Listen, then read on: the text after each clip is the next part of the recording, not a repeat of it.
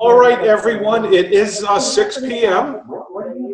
and we are going to start, and this is in fact, it is a public hearing as well as a community forum, and we see a bunch of folks jumping in now, which is great. Here they all come. I almost want to give it a few minutes here. Alan, these meetings work best if when people aren't speaking, they mute their microphones. Yes. And then they can unmute themselves or you can unmute them. There we go. And I think, I see most folks are doing that now. I see lots of good mutes. So yes, we're all learning the fine points of etiquette of Zoom meetings, right? And I see lots of, wow, we have lots. I see Tim Silver is with us, Jonathan Krantz, wow, Ron Morrison, Jeff Tillotson. This is great. Hey, Tim. Looks like Selectman Copeland is with us, Laurie Sable, wow. I want to read that book that's behind you, Llama Destroys the World. There we go. All right, we'll see if we can hold it for you. There it is.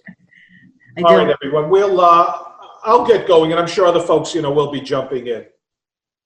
So what we are doing tonight, again, is a required public hearing because we are, in fact, pursuing a community development block grant. This is CDBG, and these grants are actually provided through the U.S. Department of Housing and Urban Development, HUD.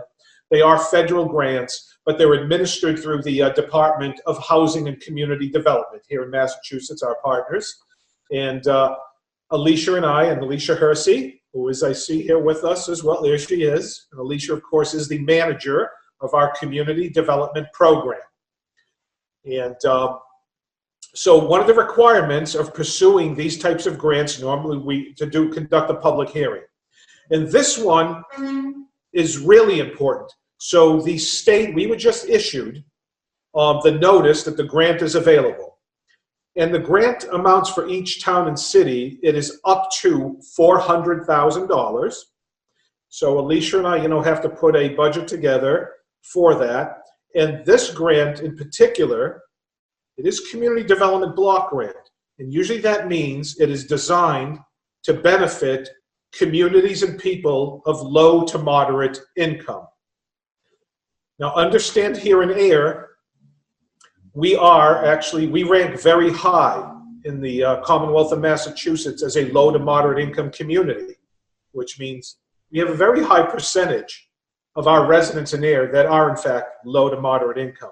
And by the way, low to moderate income is defined as you're earning 80% or less of the median income. So believe it or not, folks, a lot of us that work in town hall, a lot of our colleagues, a lot of regular people, we are those people earning 80% or less of the median income in the community. But we also have folks, and Alicia and I just submitted a grant this past spring for the historic fire station for housing. And frankly, I know myself, I'm doing a lot of that analysis. We were very, very taken aback at some of the really high poverty numbers in this community, especially women, single women, heads of household with children, 18 and under, 5 and under. Extremely high level of those women below the poverty level. Never mind low to moderate income. You're talking the poverty level or below. We're also an environmental justice community in AIR, which means we qualify both in terms of low income and our minority. We actually have, which is, I think, a great thing because we are a culturally diverse town. And a lot of that goes back to the legacy of Devens, Fort Devens. But we qualify as a town for all this. The point with this grant, though, is it's going to go to, the grant is meant to go to what is defined as micro businesses. A micro business is a business that employs 5 or fewer people, and that includes the owner of the business. So right now, this is what the state has out for eligible in terms of businesses. It looks like, though, they're looking at this week, and they may, and I say very strongly, may include also what are defined as small businesses. Small businesses are usually businesses that have 50 or fewer people, usually 10 or fewer. So we're going to see what they do with that this week. But right now, they're saying it is micro businesses that are eligible.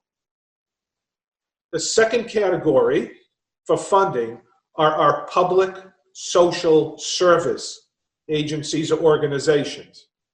So again, micro business and public social service agencies. Public social service agencies could be everything, our Council on Aging, our food pantry, Loaves and Fishes. I know the Air Rotary is doing some very good work right now with delivering food for people that are having trouble getting out, and beyond. And this is why we need to have this discussion with our community to make sure we're thinking we have everyone included. But the money is there specifically to provide this funding for businesses that have incurred losses, those micro businesses, and you're going to have to verify and evidence, those losses because of COVID over the last, 3 months.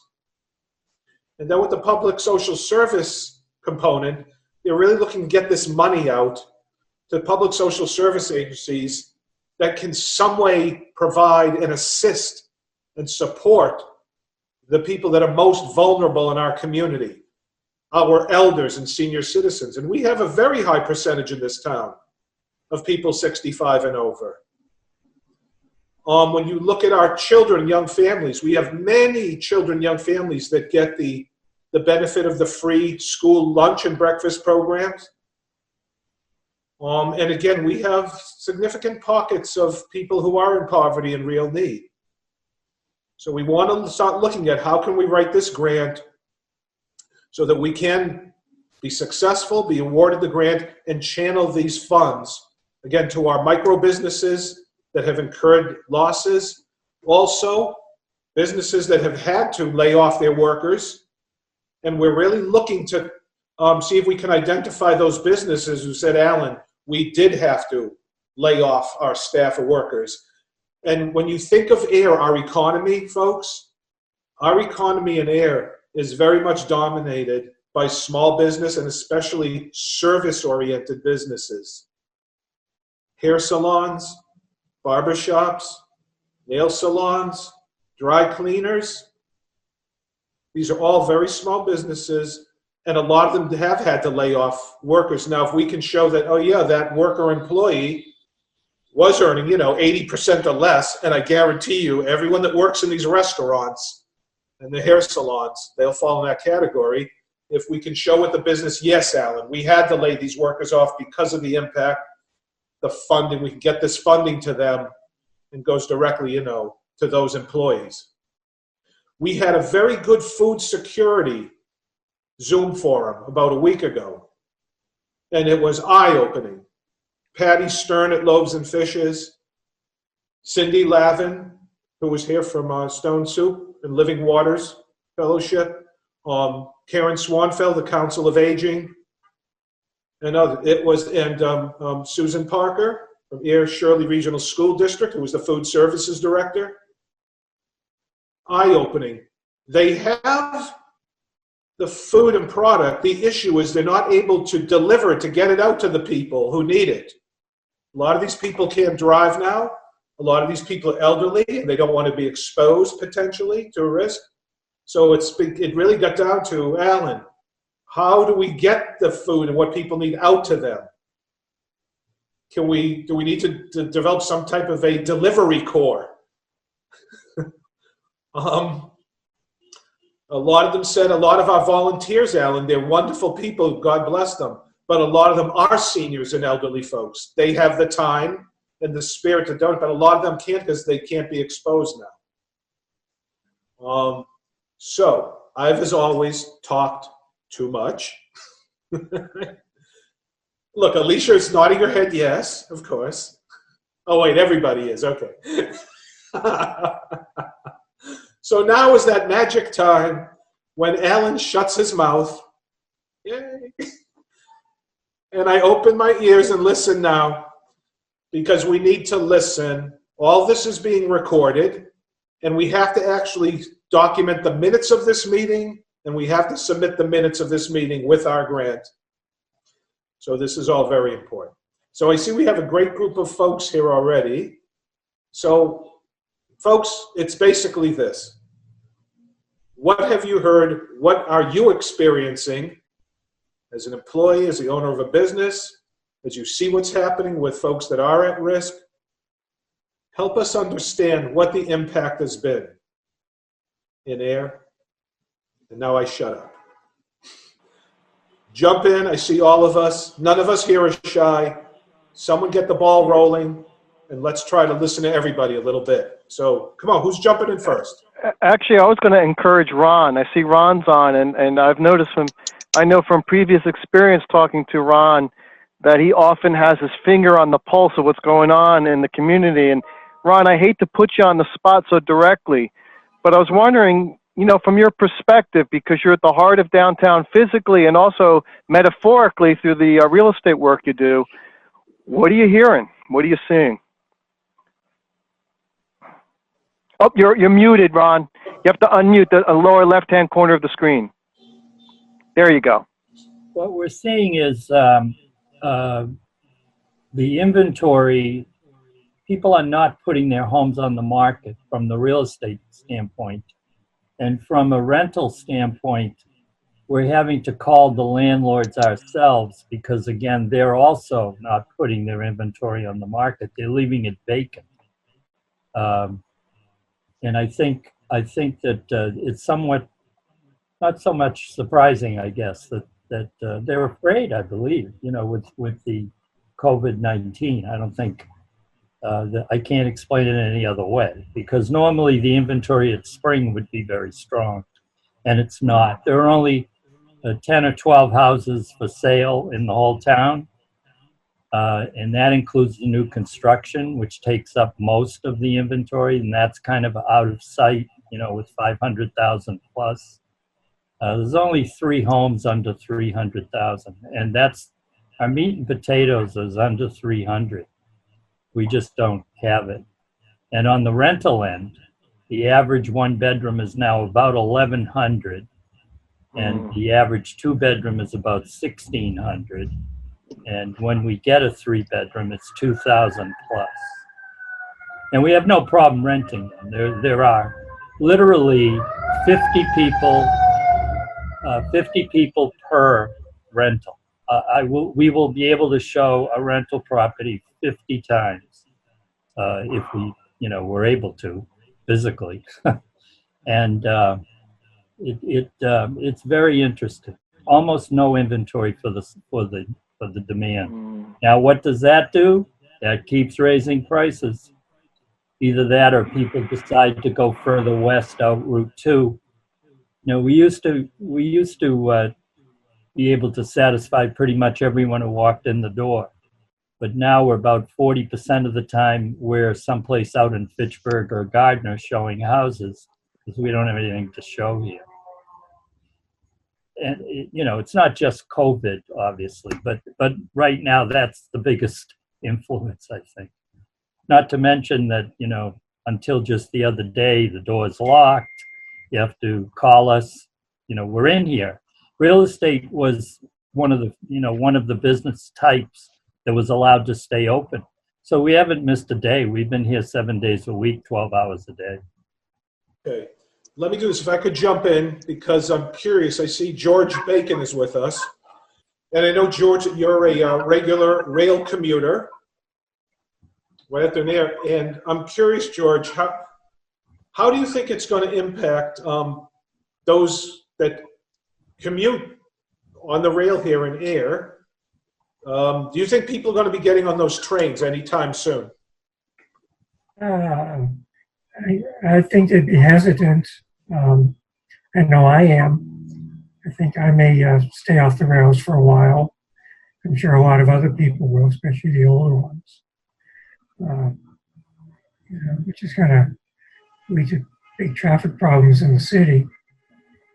But I think it's having a big impact on the rails, because once you get into the rail station in Boston, then you have to get on the subway, which I think is probably even worse in terms of COVID. So it's certainly going to have some impact. And Tim, do you want to jump in at the library? Because I don't think folks always fully appreciate the range and depth of service, how many people depend on the library. And I wonder how that's affecting their lives, the fact now they're not able to access the library in the way they used to be able to. Right. I mean, we have, somewhat like Ron. I mean, our building has been closed since mid-March, but I've been in the building much of the time, and some of the other department heads have been in the building to try to take calls and assist patrons who have questions about whatever, whether it's how to access some of our ebook and audiobook collections online. Those collections are still available, but yeah, you're right. The traditional walk-in service has been curtailed for the time being, and I don't know. I have no sense that we're going to be able to start bringing people into the building in any significant way anytime soon. I mean, we are looking at starting up curbside service to be able to deliver books to people that call ahead and reserve them, and then we can bring them out to the curb. It's only going to be, unfortunately, it's only whatever we have available in the building right now, because statewide delivery of library materials is still shut down. So we're going to be limited to, like I said, what's in the building when we do start that. The thing that I'm concerned about is, and I guess we've gotten some feedback from some of our regular patrons.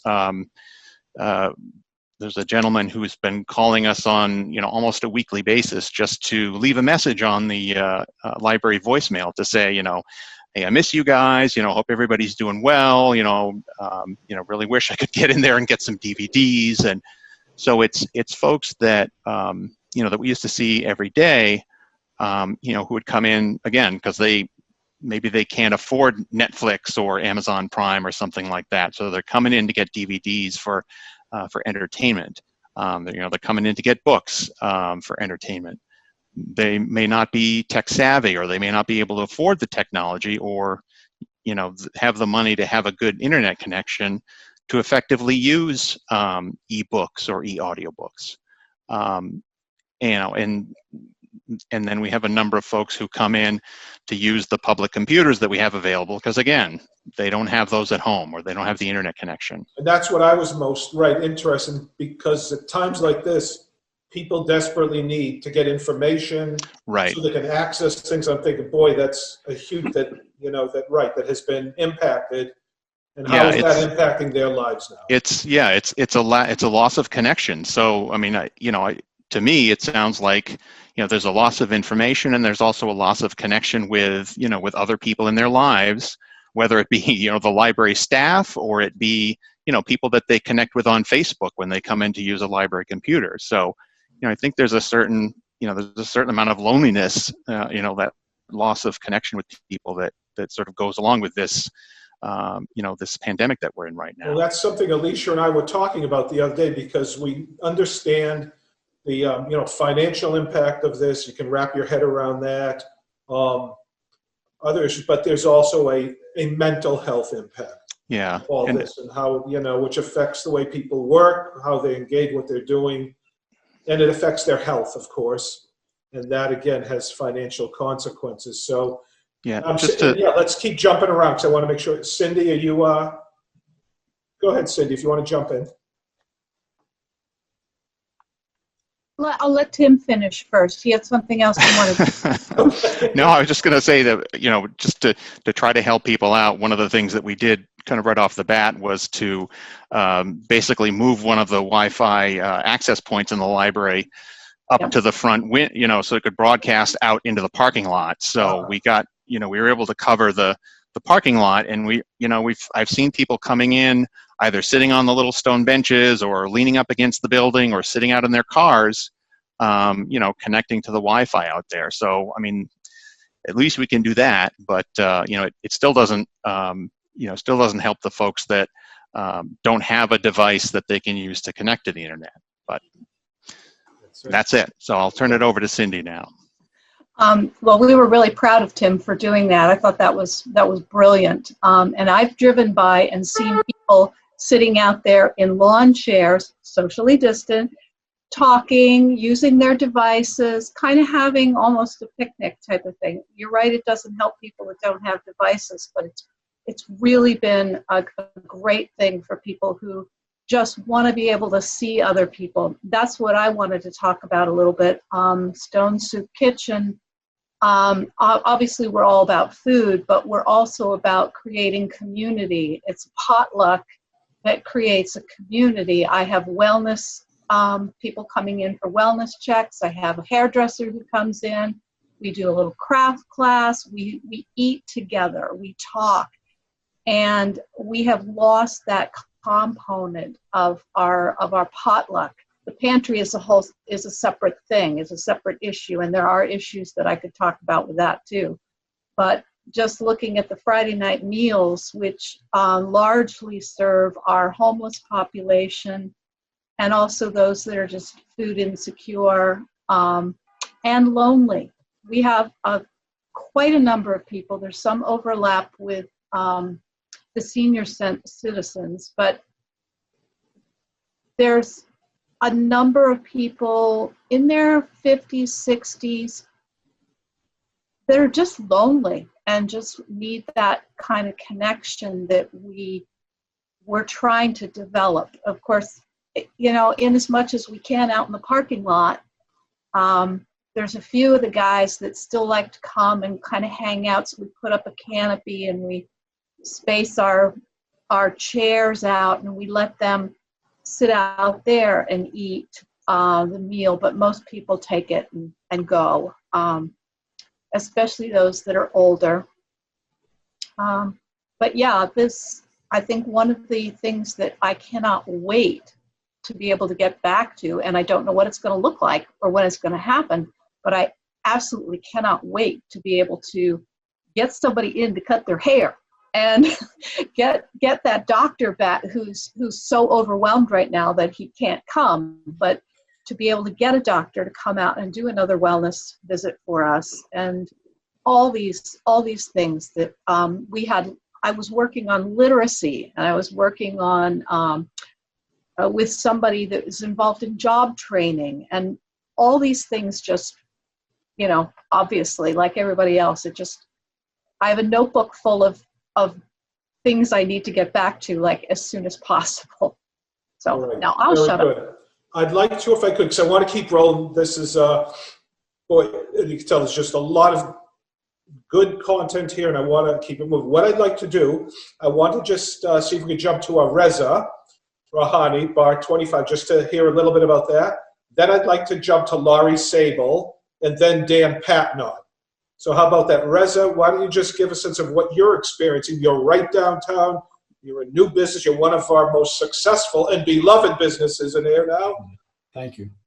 And, thanks. So what are you experiencing out there as a true small business right in downtown? It's been, you know, it's been different since everything's changed since this whole thing started a couple months ago. So we've seen things change almost on a daily basis. We've seen, you know, we kind of had to reintroduce an entire new business in this time frame. So we had to reinvent ourselves, and we're very young. So we're kind of fortunate to be able to kind of survive this. A lot of it honestly has to do with the community. I've told you that this is that's been the greatest part of this. This community really embraced us in a short amount of time, and has supported us through this thing and allowed us, because we, you know, food was only about 30% of our business before this happened, and now it's 100% of it. We operate out of a 100 square foot kitchen.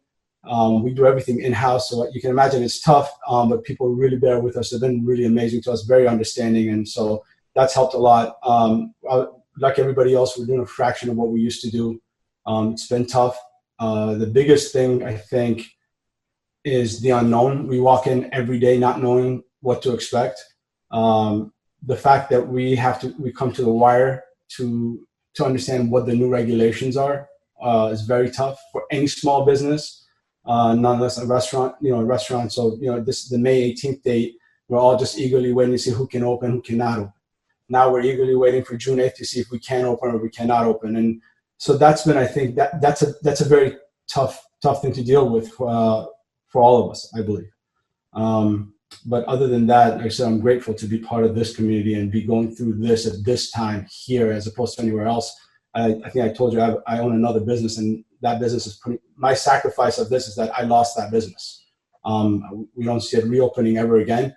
And so thank God I'm here and there. Wow. Right, so there it is. All right, very good. Why don't we jump? I'd like to jump over to Laurie Sable, who's good. And Laurie, you look like you're out on your deck. I am. Beautiful air. Laurie, what are you seeing? What do you think the impact has been in this community from COVID? People that again, are probably our most vulnerable. What are you seeing out there? Are you talking to me or are you asking me as the recycling committee chair, or as a senior citizen myself, or a busybody who's lived in town for 20 years? Oh, I'm going to say all of the above. So, all of the above. Oh boy. I think the most relevant thing to talk about would be the recycling committee. The governor some weeks ago instituted a ban in using reusable bags at grocery stores, and thus everyone who goes into a grocery store has to come out with a ton of single-use plastic bags, which for many of us just make us want to scream. There is scientific evidence that says that COVID does not last any longer on reusable materials than it does on single-use materials, but that ban in reusable bags is still in effect. That doesn't make a lot of difference in air. There aren't a huge number of businesses that use plastic bags. We have the one grocery store, but that's been a big deal in the state, and a lot of recycling people are talking about it. It doesn't look like we're going to be able to overcome that ban until the governor actually lifts it. In recycling centers around the state, there are new rules where swap shops are closed. So all of that stuff that we want to donate or give to other people is piling up in our garages. I know my garage is getting more crowded by the day, which obviously forces a lot of people who don't have storage to throw more things in their trash when they, in normal times, would have been able to find people to reuse them. So it's not a good time for the recycling and the reuse community. On the other hand, there is a new reuse emphasis at the state level via Mass DEP. A lot of people are getting together to talk about that, and there will be information coming out about that. The two events that the recycling committee does, the cleanup day was canceled this year. That would have been at the end of April, and the recycling day for October had already been canceled because I wanted to take a year off.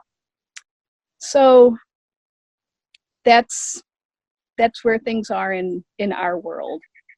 And it is fascinating to listen to this because it's just the way it ripples through communities. Yep. You don't realize, right? All these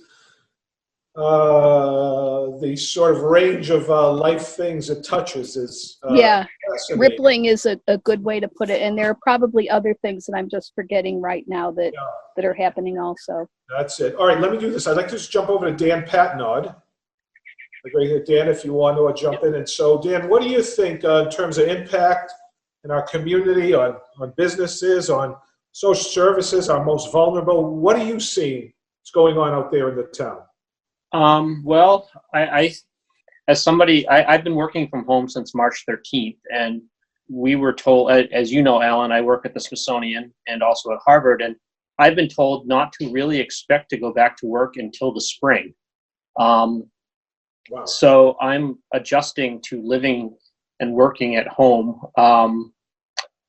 And I'm thinking about when I do eventually go back to work on a more regular basis, that I'm probably going to have to start driving again, because Harvard doesn't want us to have a lot of contact with people outside of the university community. But from an air perspective, I'm hearing stories about the library being closed and the peripheral impacts that has with regards to people not having internet access, or people who don't have access to things like streaming media. And it makes me think of ways that I can try to help. One of the things that I'm trying to do right now is I have a retaining wall from Pleasant Street onto Lawton Street, and I'm trying to build a little free library on the back wall, just to help people who would normally go to the library but can't. I'm sure that I can hear the people screaming right now about contamination and everything, but we have to do what we have to do. I'm just a citizen here, and I'm doing the best I can to support the businesses by getting takeout on a regular basis, and shopping locally at Shop and Save rather than driving to Littleton. Building a garden in my yard, and just trying to adjust to the recycling changes at the transfer station. So, I have a suspicion that I'm probably a little bit more insulated from this than some people, because I live here alone, and I don't have children in the school system. But, I'm interested in I don't want to see this community flounder because of this is my biggest concern. So, yeah. It is. Can I jump to Jeff Tillotson? Jeff is the chairman of our planning board, resident. Jeff, what's your kind of take, and what are you feeling and hearing going on in the community? How has this impacted our town? I had the choice to stay muted, Alan. I almost took the choice to stay muted. Couple things, Dan. Dan, we don't know each other, but you mentioned that somewhat insulated. I feel somewhat insulated also. I've not been out of work. I work in an essential industry. I've had 5 days off since March 17th, including weekends. So I kind of see the other side of it, and that is I have seen my activity go up tremendously, number one. Number two, when I am here at the house, those of you who have not been by the house, we live on Oak Ridge Drive, Bonnie has created a new garden in the front yard, and folks stop and chat. And today I got home a little bit early, and I'm sitting at my desk, and the window's open, and I can hear people laughing in the front yard. And it's neighbors who have come by, and they're finding a way to, I don't know if the word is decompress, but they're finding a way to stop and chat. And one of the reasons we moved here was because we felt that air offered a community. I come from a small town. When I was growing up, it was the size of air. So that being said, I see that. Talked about Tim, you talked about the value of the library and the kids. I have pen pals who are, kind of distant family members around the country. Bonnie and I got this couple letters from this young lady we met at a family wedding a little while ago. And we write to them about the birds and stuff here and what's going on here in our town. And I'm hoping that those letters will be something that will be a positive from what's happening with this experience here. From the standpoint of the planning board, if I can talk about that for a moment, I am very concerned. We've done a great deal, or the planning board, excuse me, has done a great deal in the last couple of years. And Mr. Krantz, Jonathan is online also, and we owe him a great debt of gratitude. But I think we've done a really good job of creating a sense of, I'm not exactly sure how to put it, but we've done a whole lot in the town in the way of planning and zoning and stuff like that, and we're paused for a big change. I see that'll work really, really well, and that's worked out well. My biggest concern right now is when a proponent comes to talk to us about what they're doing here in town, the uncertainty of the COVID problem adds to the complexity of their decision. And as we go forward, people want to invest in air. And this is just one more thing that creates a little bit of uncertainty. And unfortunately, I think we've been moving along on a great trajectory, and I'm worried about that trajectory changing, or us being in a position where we may have to, I don't exactly know how it's going to play out. It's unfair to proponents to come to the planning board and have to make a presentation without having people in the room, being able to see their faces, being able to actually look at plans. It's difficult for me to look at a large-scale plan on a computer screen. I can't blow it up. I can't make notes. And then, we get a plan. We recently had a plan come in, and we're looking at it now, and I think it's 17 pages. It's difficult to write on my screen and know which page it was on. Showing my age, I know. So the planning board is doing a great job. It's just a challenge. How we do our work is a very, very different thing. We recently had the form-based code go through. We made the change for the Downtown Transact. This is really exciting. And unfortunately, the first proponents are finding it difficult to understand and find their way through to see what they want to do.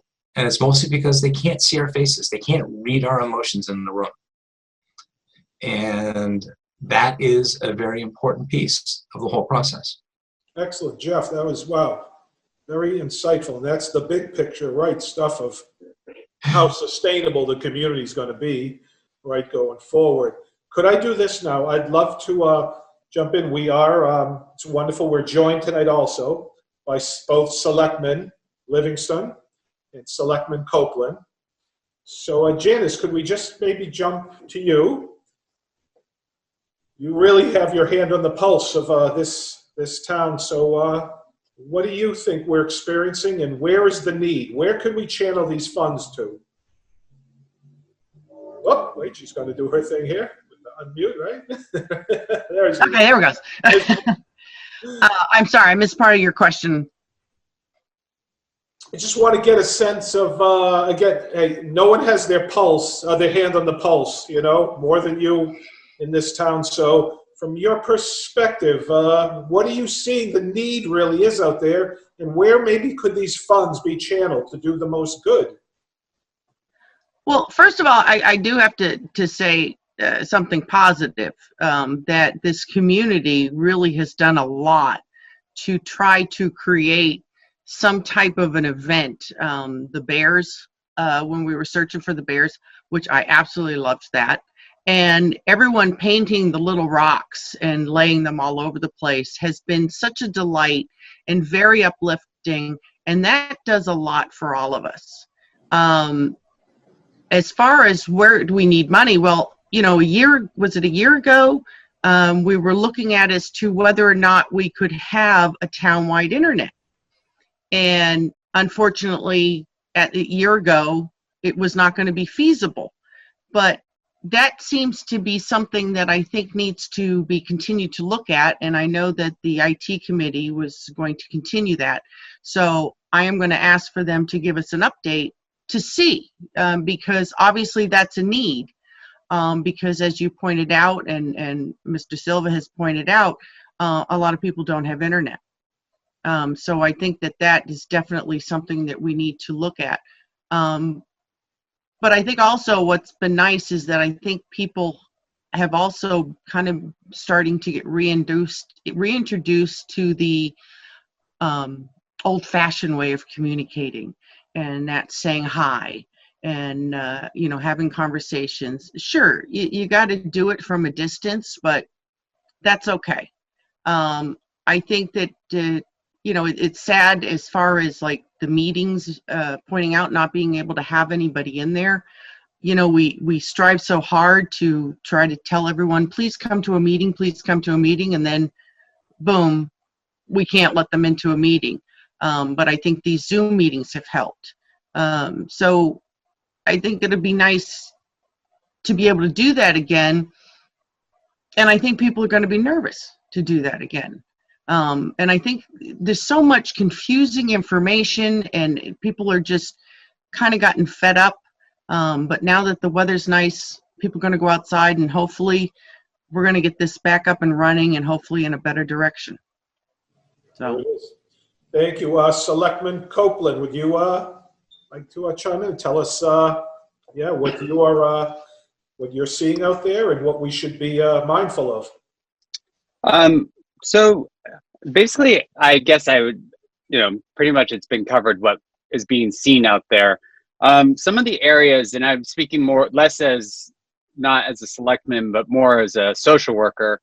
Some of the things that interest me that I am thinking that this grant may cover or possibly cover would be in the realm of social services, rental assistance for those that may have lost their jobs and that are, financially strapped, especially those that are living below the poverty line.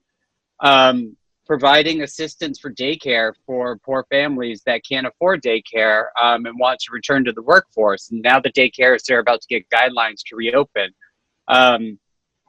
And then I know especially like Loaves and Fishes or other food pantries, I wasn't sure if Stone Soup qualifies as if it's because it's a part of a religious organization, but just filling those food pantries or also filling diaper pantries. The diapers are super expensive for people. And, I work with the Department of Children and Families, and that's one of my biggest requests always from people. And we just don't provide things like that. But I do think just ways that we could take care of the most vulnerable in our community. And then I'm not sure if it could cover, I know you said that they're weighing the options of small businesses. Yes.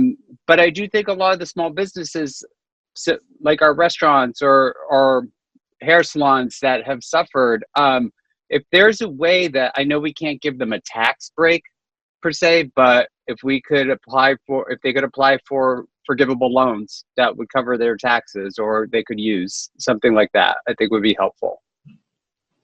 That's it. Very good. And I'll tell you, with regard to the business side of this, right there, we're going to develop, if we're successful with the grant, we get the funding, we'll have an internal review process. And again, I'll tell you what, originally the guidelines, they set it up, and I'll tell you, this is the world Alicia and I live in with this stuff. The original guidelines, when they sent to us, they said, oh, the money can go to, these small businesses, micro businesses, but the owner of the business has to qualify as a person of low to moderate income, the person that owns the business. And that's what their personal tax return. We said, well, you just disqualified. But the fact that we as a town, I hate to say it, well, it's an advantage when you see grits because the entire town, we rank very high for low, moderate income. We were able to find out all of our micro businesses, they all qualify. In other words, we will not have to individually qualify each of these business owners because the community as a whole is, all right, LMI community. So this is good news. And what we're hoping is, and these businesses, folks, they have to actually evidence to us and show, here are the losses we've incurred over the last 3 months. So it just doesn't go to any business. They have to literally give us proof that, yep, these are the losses we took, and this is why we need the funds now, those losses, because we couldn't pay our utilities, our rent. The payroll relief has been out there, and a lot of businesses have taken advantage of it, but some haven't. So this, again, might be something that would work. I'll play the provocateur and throw this one out at everybody. Alan, I'm sorry, could I ask just one question for clarification before you do that? Please. Do micro businesses include sole proprietorships, or are they LLCs? They can be sole proprietorships, absolutely. Okay. And that's, we have a lot of home businesses in this town, just home, and so this is where we got to get the word out to these folks to let them know that, this is out there. Go ahead, Alicia. Yeah, jump in, Alicia. So, Sean, there is a housing component on it, but the state has gone and put, it's a rental. Right now, they're looking at mortgage relief as well, but right now this is rental relief. But they've decided to put it straight into the RAFT program, and they've made the qualifications easier. So we're working on putting information out on our website so that people can, with links to where they need to go to get it. But you should know that too if you run into people who need that. That's the basis of the 4,000 and that they can get up front. Also, the town is, if we are able to put together our housing trust, we'll be looking at something in the fall. But the money that they put in, I don't remember how much, but they put in quite a bit. They've supplemented the RAFT program. Now, I'm very interested in what you were saying about possibly childcare vouchers or something like that. And we'd love to talk to you a little bit more about that because it is within your field of work. So, because we are looking for social programs, how to put the money into social programs, we can write up for multiple social programs. So this doesn't have to be one or the other. And it can be as a little of an allotment of $10,000 to $20,000 to, something more than that.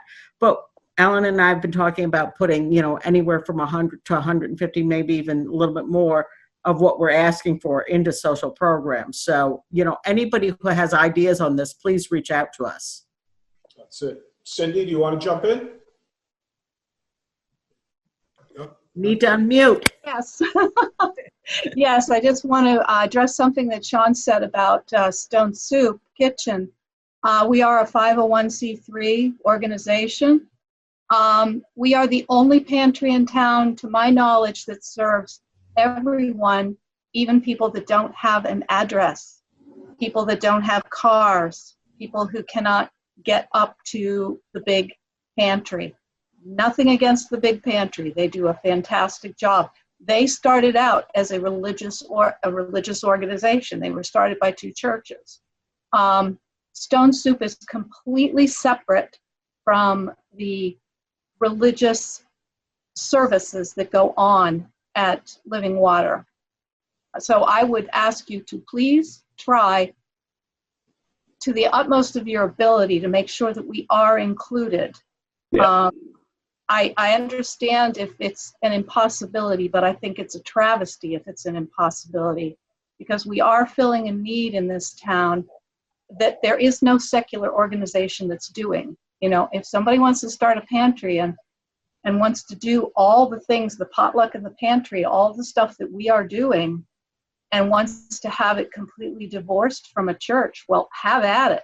But I don't see anybody doing it. So I would really, really beg you all to not just say, oh, religious organization, go away. Please don't do that.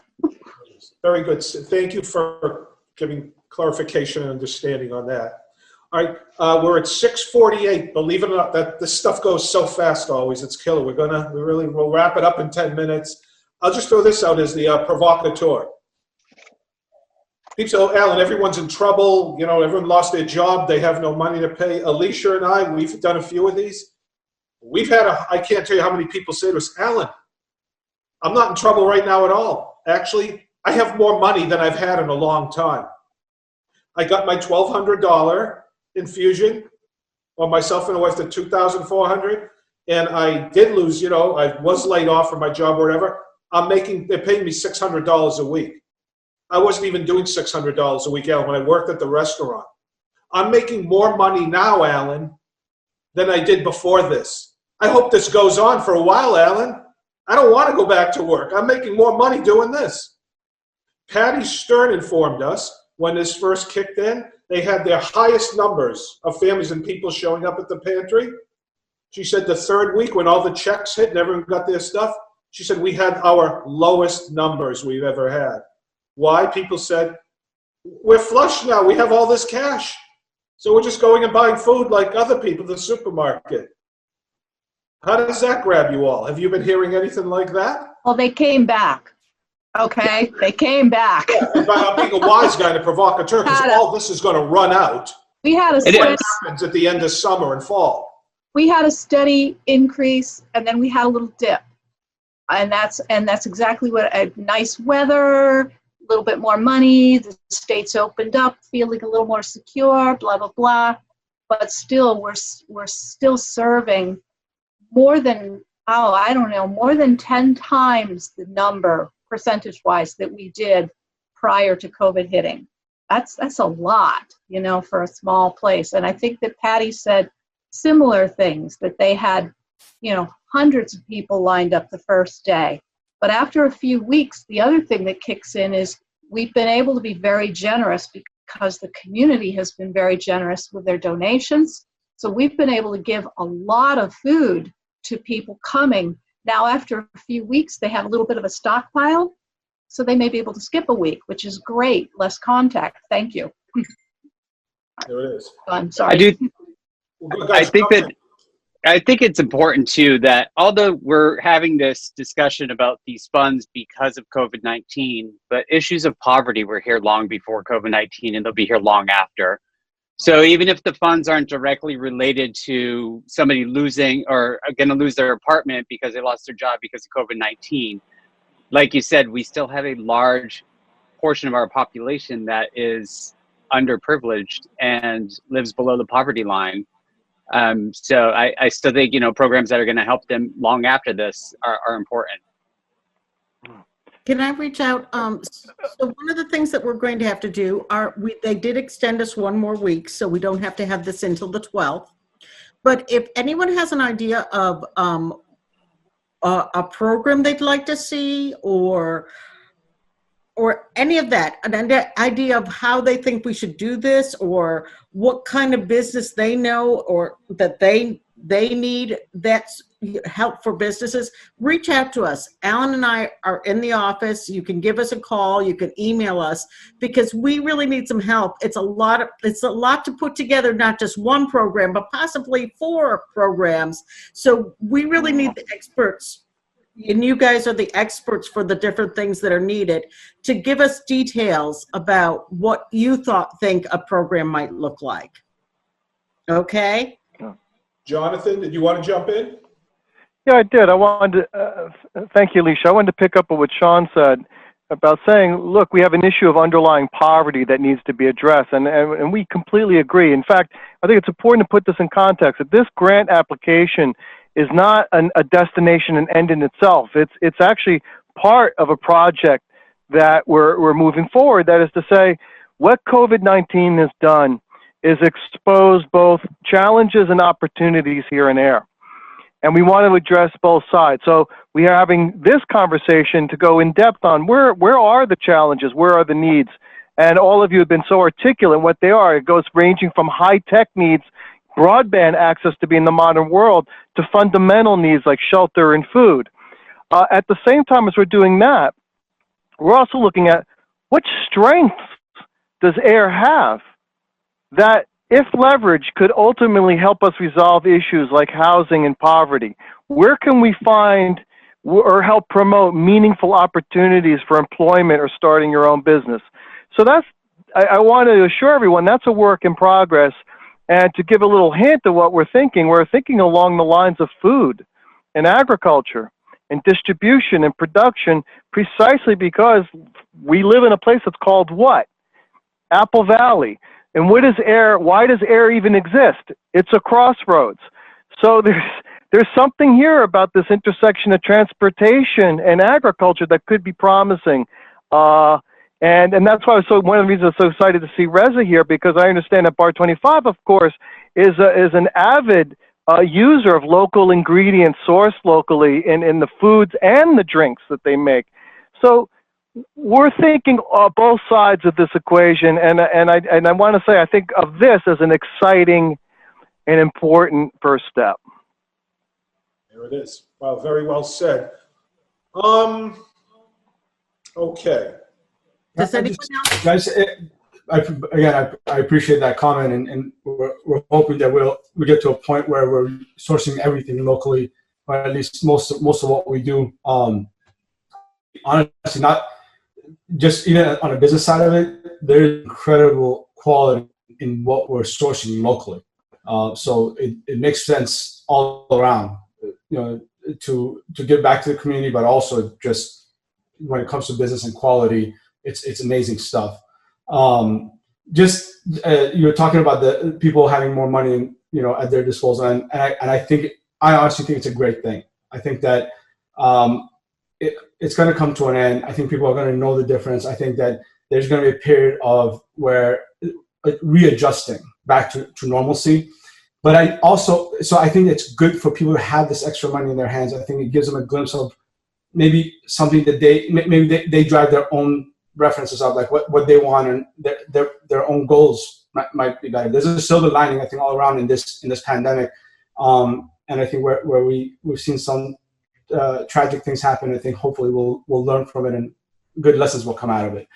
I think that the fact that they took that 8-week period for the paycheck protection and extended that, and I don't know if it's finalized, but it looks like it will be. I think that was the greatest approach, because what happened was, I think what was short-sighted about that, I think Alan, I might have told you this, is that for us to just bring people back on a shutdown and pay them, and then run out of that money, and then have no cash flow for our reopening, I think was just a terrible idea.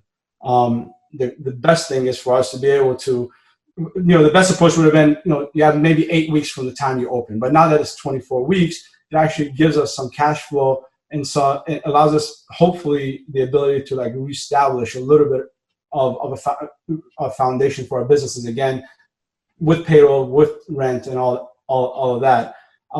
So I think that might be a great opportunity there. The only other thing I was going to ask you is, and I sent you an email today. I really just on our side, on the business side, and I know it might sound a little bit selfish because it addresses mostly downtown area, but if we can get the state, the Alcohol Beverage Commission, to allow that the street dining for the summer, it'll make all the difference. For us to open up to 10 people, for us to have to, I'd rather, if that wasn't there, I'd rather stay closed and do takeout for the summer, because to open for full service for 10 people at a time it's not going to work out for any of us. The money's not there. We would have to charge exuberant amounts to be able to make it. That's not fair to our clientele. That's not fair to this community. But so I hope that we can get the state to sign off, just like they did with allowing us to give wine and beer, and the world didn't come to an end, that they would give us some leeway on that, and we could make air a destination. I think air, from what I understand, again, forgive me, sometimes I speak out of turn. I haven't been here long enough to say, but it looks like it's a destination for a lot of people that are in and around the town. And so for us to be able to create a beautiful dining area outside for them, and then continue to make this a destination, I think will help us in the future as well. Excellent. All right, as I always say with these, they go by too fast. There's not enough time to really everyone to get into it, but I guess we're getting more and more skilled at doing these things somewhat, right? But folks, Alicia and I always, when we set these things up, we're always hopeful that it will go, and this, boy, is exactly how we hoped this engagement opportunity would go. Everyone was fully engaged. We are able now to show this when we submit our application that, hey, we're listening to each other, and we're formulating grants that are strong, and these are the strong grants. We have a very good track record with the state with our grants. Alicia always says, Alan, they really trust us because we have such a good record. So we're going to go all out with this one. As Alicia said, the original deadline for submission was this Friday. It helps me go grayer and balder.